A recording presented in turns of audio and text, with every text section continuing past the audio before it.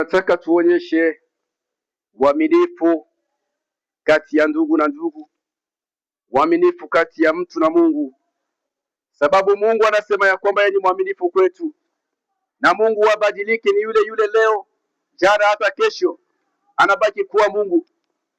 Lakini tutakwenda kusema neno moja, uaminifu kati ya ndoa, uaminifu kati ya mume na mke. Tunakwenda kuonyesha kwamba kuna watu wengi wanashindwa kuwa waaminifu, na wakati unapoishi na mtu ni sharti uangalie namna gani. Je, huyu mtu kweli ananipenda? Huyu mtu kweli simpendi? Huyu mtu kweli ananiweza wala haniwezi? Sababu gani tunasema uaminifu kati ya ndoa, kati ya mke na mume?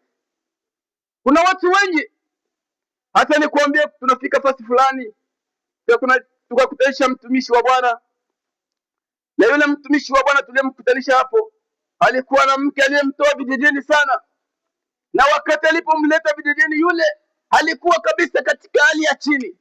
Yaani alikuwa vijijini, hajua viatu ni nini, hajua kutenganisha sabuni na biskuti, hajua kutenganisha hata mafuta, hata perfume. Hii ilikuwa kwake ni kazi kuijua. Na wakati alipofika mjini, alikuwa kama vile kabisa kilubi, hawezi muelewa kama ni mtu. Mara hiki kitu anauliza, hapa nini? Hii sabuni, hii biskuti, hapana, hii nini? Anakamata labda mafuta, anataji hii ni mafuta ya kupika, hii ni mafuta, hii ni perfume. Yaani alikuwa kama vile ajui kitu.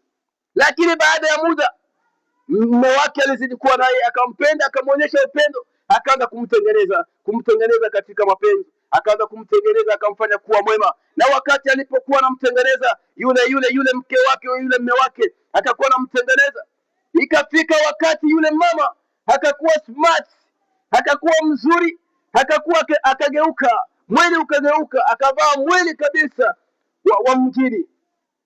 Na wakati alipovaa mwili wa kuonyesha kama amekwisha kuwa katika mjini, yule mama alikwenda kubadilika moja kwa moja, akaanza ona watu wengine, akaanza pata watu wengine. Kesho akafikia katika hatua ya kumdharau yule mtumishi, yule mume wake aliyemtoa katika vijijini kumleta katika mjini. Akakuwa msahau, akamsaliti, akapata watu wengine aliyowapenda.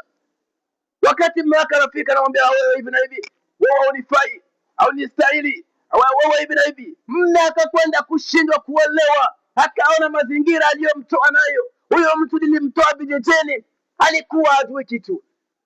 Uaminifu mmoja unatokea wakati mtu kama hayakuwa na kitu.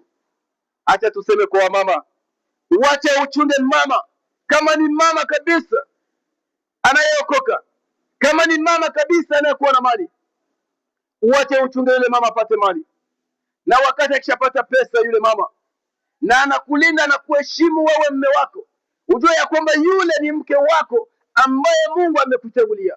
Kuna wengine labda yapata kitu, anaenda kuonyesha heshima, anaenda kuonyesha anakupenda, anakujali na kushuka, lakini wakati atakapobarikiwa atakwenda kuondoa uaminifu.